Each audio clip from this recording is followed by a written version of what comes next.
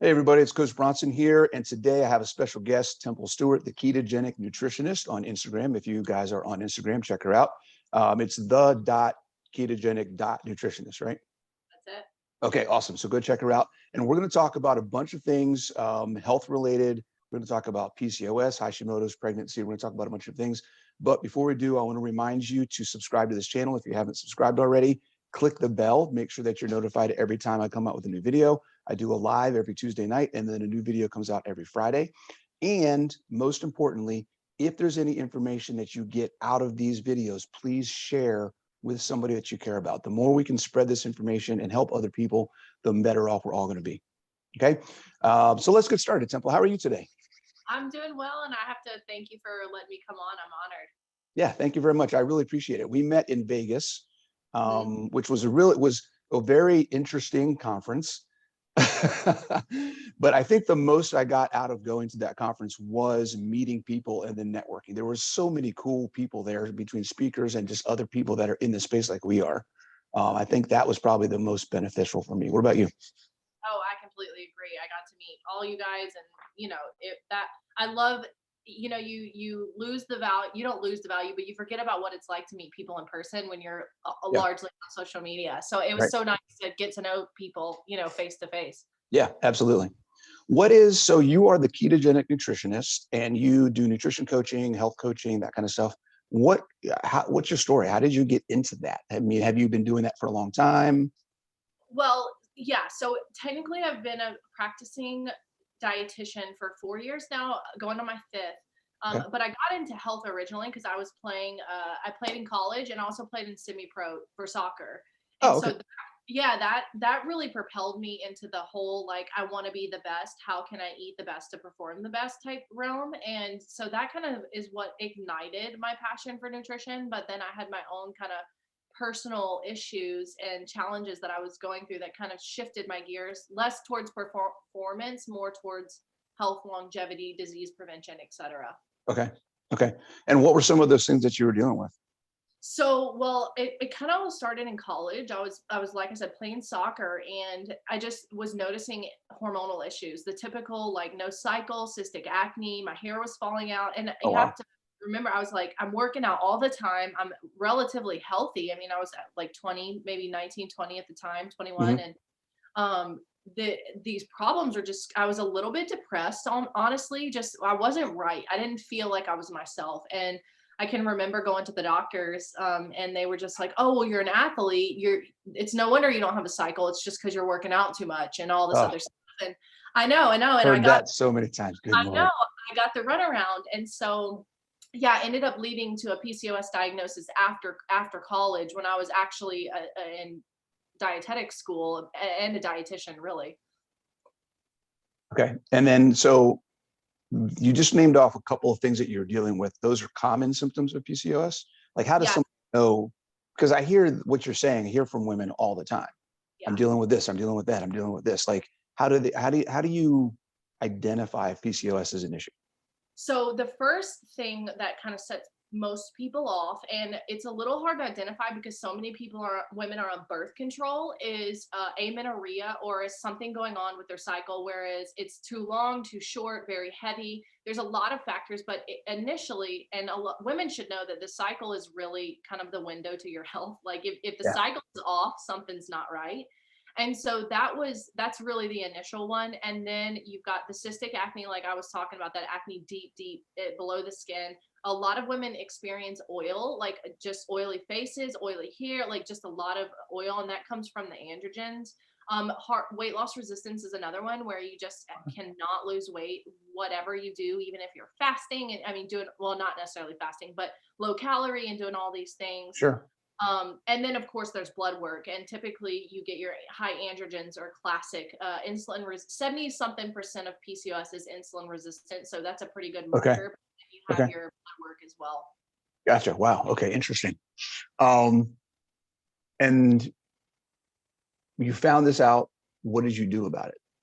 Well, I like I said, I knew something was going on, and the doctor, I went, and I had recently gotten married, and so this, I'll tell you why that matters. But I went to the OBGYN. I was like, hey, you just check my hormones. I know things are not right. And I could no longer use the excuse of I was a advanced athlete at the time. I was working out, but not near to the degree I was in college. Right. And Right. they pulled my labs, and he told me, he said, "Hey, you have PCOS." Basically told me that I would never be pregnant naturally, and that I'll have PCOS for the rest of my life. And the answer is birth control and metformin. And so I'm sitting there thinking, well, is there nothing else I can do? This can't be the rest of my life. And no, that's really it. PCOS is kind of a lifetime thing. And so I left them. Ah, I know. But he didn't know he was talking to the wrong person in terms of giving that type of information to, because I'm yeah. like, no, there's got to be more to this. And so that was my initial foot in the door with insulin resistance. I read the Obesity Okay. Comes with Dr. Fung, and then it all just cascade of events led me to where I am. But I essentially reversed. I'm now clinically undiagnosable with PCOS.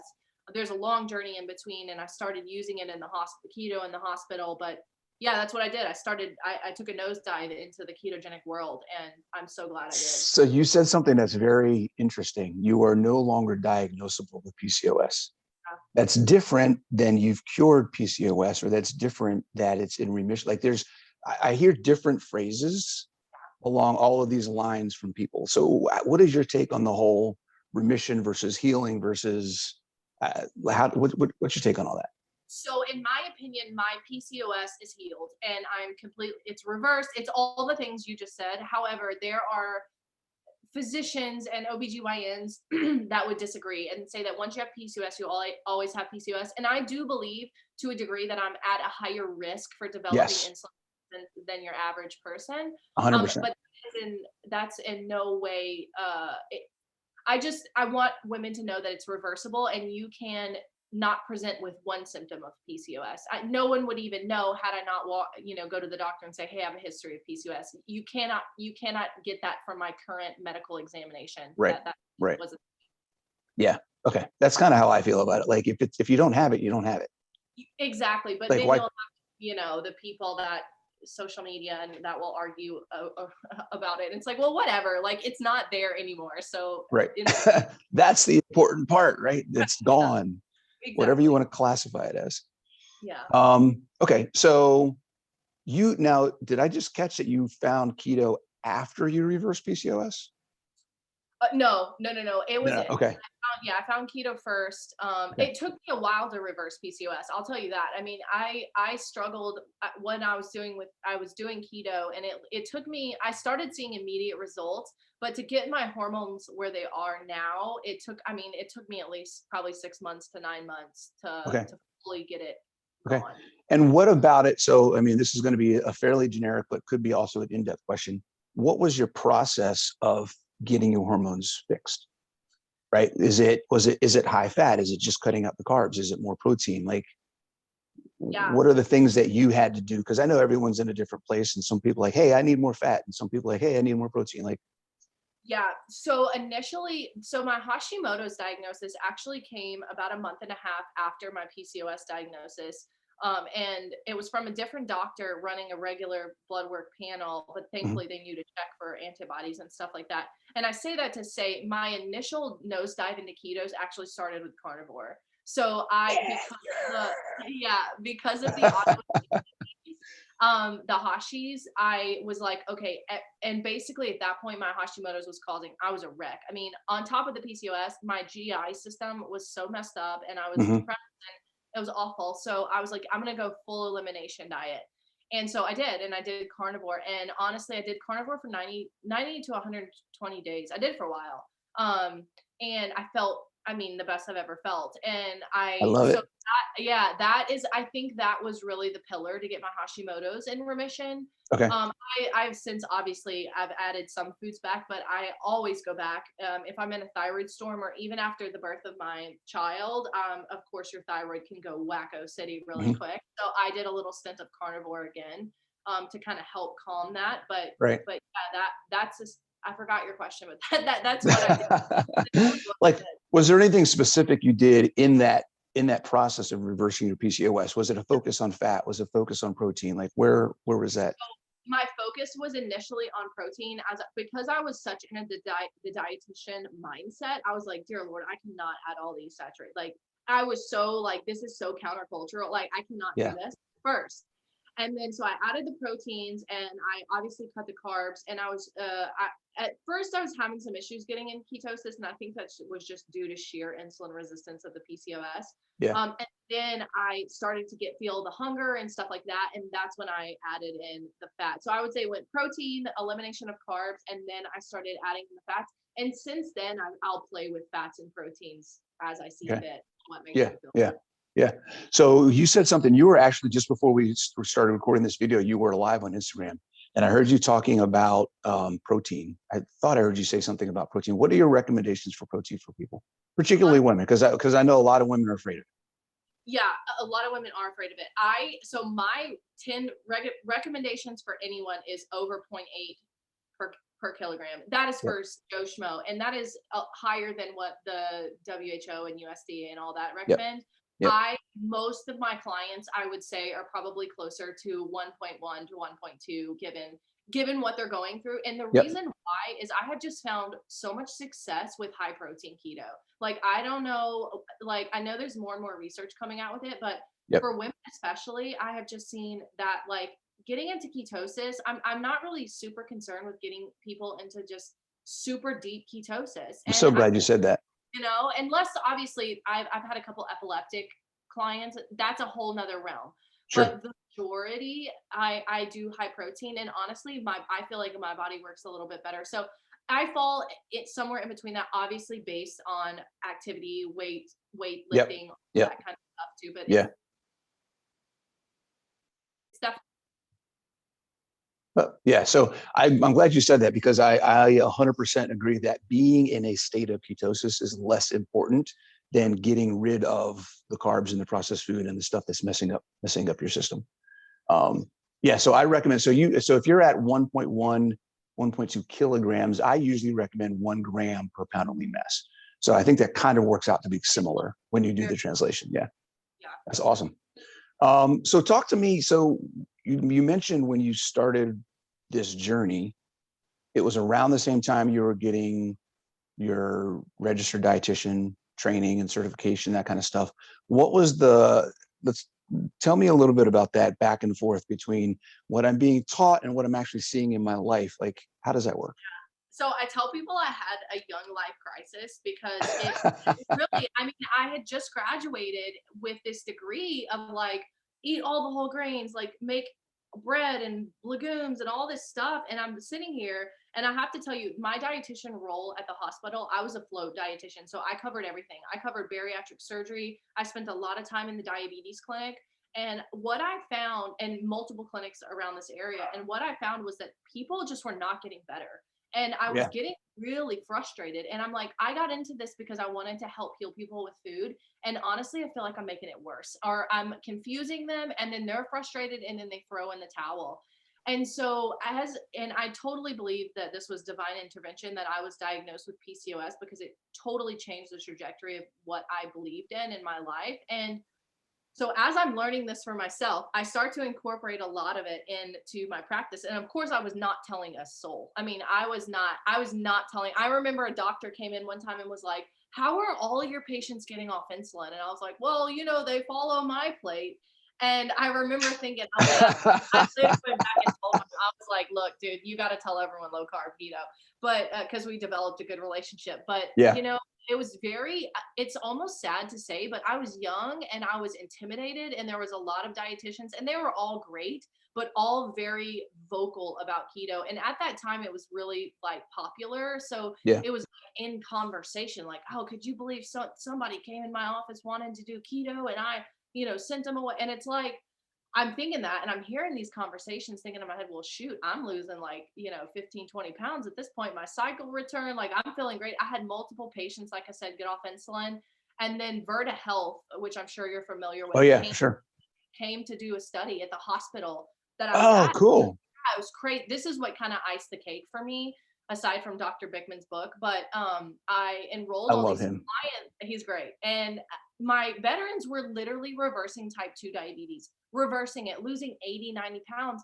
And that kind of shifted my mindset of like, okay, this, while I may be the black sheep in the dietitian community, if I don't speak up for what I think is right, then I'm doing all these people a disservice and Yeah. potentially causing them an early death and or a poor quality of life. And so that really took me away from fear and took me to like, no, this is an obligation. Like Right. you have to tell what's right. It's like a Yeah. light bulb goes on and you can't shut it off. Yeah. You know, as much as you Absolutely. could, but you can't. Yeah. So have you gotten, so, I mean, you're out. So I really, one of the things I liked about you when I met you, looked at your Instagram, things like that, is that you are out there. You're like, I'm a registered dietitian nutritionist. You're not hiding the fact. Like I'm a registered dietitian. And it's always been for me, I've known a lot of LDNs, RDNs. I've known dozens of them. And all the RDNs particularly are like, I can't go outside of the recommendations. And you're like, the recommendations aren't working. No, they're not. And I think we do people a disservice. And my convictions are too strong to not to care about what a corporation or the ADA or the whatever cares about. And the more I got into it, the more I saw like, wow, this is one rather corrupt. And I'm sure I've had so many times people threaten me with everything on TikTok and Instagram. So it's fine because we have the research now to back a lot of Yeah, everything up. But sure. to me, I'm not going to recommend something just because a company paid enough money to lobby the senators for it. And I'm not going Right. to do that. It's making people sick. And so you're right.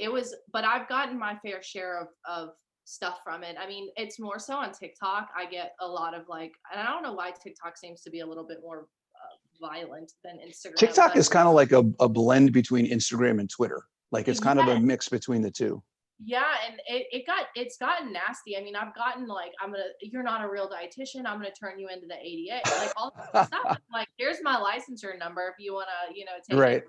But it's yeah, it's sad. It's sad that we've let politics and power play into the way that and even with this particular, I would say, cold and flu season, you Mhm. can see a lot of politicking and power struggles and all this other stuff. And it's like, man, but people are sick and people are Yeah. dying. Do we Not, do we want to go there yeah, with the I don't whole know. immune system thing? Yeah. Um, well, because just real quick, let's talk about that just in a little bit. Because the immune system is great to talk about, especially with all the stuff that's going on. But I think the more important thing to talk about is 75% of Americans are obese, And a right? third of them So are diabetic. Two yeah, thirds, yeah, something. almost 2/3, right? And Yeah, it's it's like, insane. so if you're already sick, regardless of talking about immune system, regardless of talking about exposure, regardless of talking about anything else, if your body is already unhealthy, I mean, automatically you're looking at a higher risk of all sorts of other things. It doesn't even have to just be virus and disease. Like there's all sorts of other things that could happen. Oh, 100%. And to me, and I've said this on socials multiple times, the last 2 years were historic, and we completely missed the opportunity to change the trajectory of public health.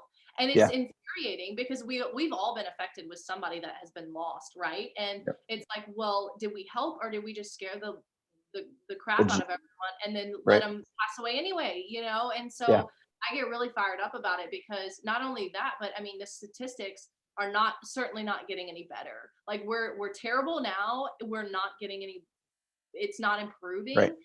And it's the stubbornness of clinicians and lobbyists and all these people who make the dietary guidelines and all of this. And it's like, we're so dead set on promoting this one guideline that we can't see past it. And it's like, it's Well, and not it's not working. Right. It's yeah, not working. Right. good. So it's not working. And it's at this level of the problem when the real problem is down here. Right. So, yeah. Okay. We could go. I mean, we could really go. I feel like it because it's sad. It really is, and I'm Yeah. And then you frustrated. talk about the increase in childhood diabetes and childhood obesity. I mean, Kids when I was doing my study to be a dietitian, I did some stuff in the school nutrition system, and like kids in kindergarten are high blood pressure in right. kindergarten. And it's like, okay, that's no fault of the child. The child has no idea what's happening, but that could potentially cause him early death. I mean, the forecast for your health if you have high blood pressure in kindergarten is not pretty. Not good at all. I can And imagine. so Yeah.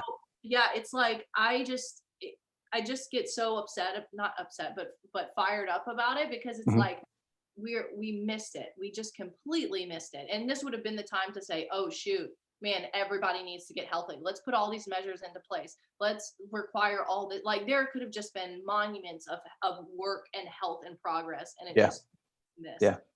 Instead, get a free shot with when you get your shot, go get a free No, donut no, at Krispy Kreme, right? Yeah. appalling. It's just appalling. Ah, man. So what are some of the things? So you've been a coach, you've been a nutritionist for several years. You've dealt with all sorts of stuff. And so how long ago was it that you reversed your PCOS or that you started doing the keto thing? 2019, Okay. 2019. Yeah, Okay. somewhere. So in the last few years, you've really kind of dug into this and you've worked with people. What are some of the common mistakes that you see people making when Oh, they this is, first get started? yeah, great. I just actually wrote a blog piece for Get Help for Dr. Bickman's company on this. So number one, and we briefly touch on this, is just not getting enough protein. Mhm. Like and a lot of problems of dietary problems can be solved if you would just up your protein. Hunger in between meals, not choosing the right snacks, nighttime hunger, cravings, all these things that we like try to pick apart and create solutions for over here would be fixed if you ate enough dang protein at your meals, I you know? love it. I And love so it. that's We're my going to be number. best friends. I like it. So that's typically what I see. And again, that goes into the fear of fat, because of course a lot of the best protein sources come with at least some degree of fat. Yep. And so that's always a barrier that I have to kind of break down for people, is like, no, you've got to eat this or we're going to have problems down the line. So I see that. I do see quite a bit of people relying on processed foods, and the combination of sugar and seed oil and even the keto treat stuff that has popped out of nowhere is pretty damaging. Mhm. I think artificial flavors and all that junk can get you into a lot of trouble quick. So first is not getting enough protein. Second is leaning on convenience treats, even if they are low carb keto. I think just saying the fear of fat is there too. I think fat's good. I think it's absolutely essential. And I think people are still pressing the brakes on that too, Yeah. Yeah, for sure. in general. And then I would say one I see a lot, which you probably deal with quite often, is the overestimation of calorie burn with exercise. Like the justification of like, oh, well, I went on a 15-minute walk. I can eat this, 600 calorie mud cake. And I'm like, Yeah. no. So that's another one that I see quite a bit. And even Yeah. diet overestimate calories. Yeah. Well, there's two things with that. One is the mentality that you're only exercising to burn calories, which is that's not the point of exercise. And then number two, like you said, people don't realize that, when you talk about your base metabolic rate, most of those calories that you burn during a workout, you were going to burn anyways. So when your Fitbit says, oh, you burn 400 calories, you may have burned an extra 50, maybe 70 calories in that time, but you were going Yeah, to burn those other calories anyway. So yeah. yeah, totally. No, I see that a lot.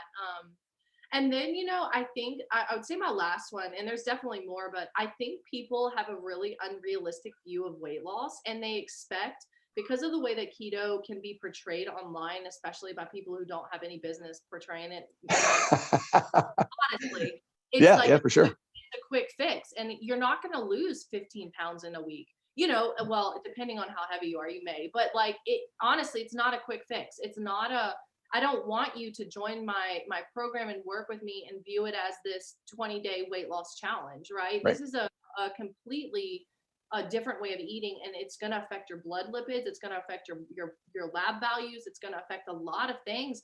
And we can't just focus on like how quickly I can lose weight. I see that a lot, and I get it. Like I totally get it, and I have even felt that at points of my life. But like I think it's important to not hyper focus on the scale, and I see that often, and people get Yeah. really weirded out about it. And Yeah. I actually, part of my core message is that weight means nothing. It's about quality of life. And that's exercise is not about losing weight. Keto is not about losing weight. All the things, nobody wakes up in the morning and says, I need to lose fat. They wake up in the morning and they say, my back hurts, my knees hurt, I have acne, I have PCOS, I'm inflamed all the time, I have IBS. They wake up and they have issues in their life that affect their quality of life that they want to fix. Societally, we just think that it's because we're fat. yeah, when really that's a symptom of all the other things that are going on. And if you fix all the other things, then not only will they go away, but your body fat will go away as well. Yeah, and I love that you view weight gain and having fat as a symptom, because it truly is, and it's often like I said, the focus of everyone. But you're right. If you shift it a little bit, all those things will fix themselves. Yep, absolutely. What are this is something that I've been working on a little bit lately, is trying to come up with recommendations. So, and I'm just curious to know what your take is, because I have some ideas of my own that I've been putting out recently, kind of, I don't even know what the right word is, taking a risk and saying, here's what I think, and I could be completely wrong, but this is what I'm saying. We have recommendations for body fat percentage, right? 23% on average for women is a good optimal range, kind of spot 20-ish% for men. I haven't seen anything, and I've talked to a bunch of different people. I've done a bunch of research. I've never seen a recommendation for skeletal muscle mass recommendations for percentage. There's not. Is that ever something you've thought about? No, but I think I saw somebody, and I think it was I don't know who it was, someone, but they said, we don't have an obesity problem. We have a muscle mass problem. Yes. Like, Dr. Lyons. Yes. Yeah, And I love it. Yeah. I think that's, I think that is huge. I think some of the problem with that is one, I don't think it's as common to measure. Like, I think people are more likely to get on a scale, which we know doesn't tell us barely anything, really, Yeah. if you look at it. But I do think that switching that mindset would be genius, and focusing on muscle. And we both know weight loss is different than fat loss, right? Absolutely. With my clients, I don't want to see you lose muscle mass, because that's hard to build. That's not where we want to go. So I think that's a great idea, but you're right. I don't think I've ever seen a recommendation on it. Yeah. So maybe that's something we can follow up with, just you and I on the side, and kind of say, hey, because I like to look. So I've looked at the numbers for my clients and people that I've worked with over the years, where they started at, where they ended. I've talked to a few different people. It'd be kind of cool maybe if you have some data to look at and kind of say, hey, where do you kind of get people to, and what looks good? Yeah. No, I think that would be great. Do you typically use InBody, or what is your InBody? So I'm an affiliate with InBody. I love InBody. I have one one myself. I think it's fantastic. Yeah, that's gold standard for me. If Yeah. I can get my clients to an InBody, that's Yep. I like. Absolutely. Awesome. What are so are you speaking anywhere? Do you have any events or anything coming up? Yeah, so I actually got asked to speak at KetoCon, which is super exciting. Hey, I'll be there with you. Yay, that's exciting. No, I'm glad. So that I'm looking forward to that. I'm going to speak at Keto Symposium too with Christina Hess, the other dietitian. Okay. She's great. And I think that's it. I'll be in Boca next week for the Low Carb USA event. Okay. I'm not speaking, but I'm looking forward to meet hopefully some of the speakers there. But yeah, that's kind of the rundown so far, at least. Yeah. Okay, awesome. There's so many events now that, well, hopefully they stay on, but that are coming back. I know. Right. So I think, yeah, I'll be at Keto Salt Lake, KetoCon are the two big ones. Oh, and then the low carb cruise that's coming up in May as well. Looking forward to that. Vacation. Yeah, that's really nice. Awesome. Is there anything that you want to leave people with? Just information, obviously, where they can get you, kind of what stuff you offer and how you can help people? Yeah, so I'm on everything as the ketogenic nutritionist: TikTok, Instagram, Spotify, Apple Podcasts, the whole shebang. I'm hoping to get like you and get on YouTube in 2020. That's my goal. Okay. Get videos up in YouTube. But yeah, and basically, just if anyone is looking to work or needs one-on-one consulting help with disease states like the ones we've talked about, PCOS, anything of that nature, just find me on Instagram and DM me, and we can work through anything and talk about services and stuff like that. But yeah, that's basically it. And I appreciate you for having me on. Yeah, for sure. And I'll put all your information in the bottom of here, as well as some little notes about what we talked about. But I appreciate you coming on, and I'll definitely look forward to working with you some more. Yeah, sounds good. See you guys.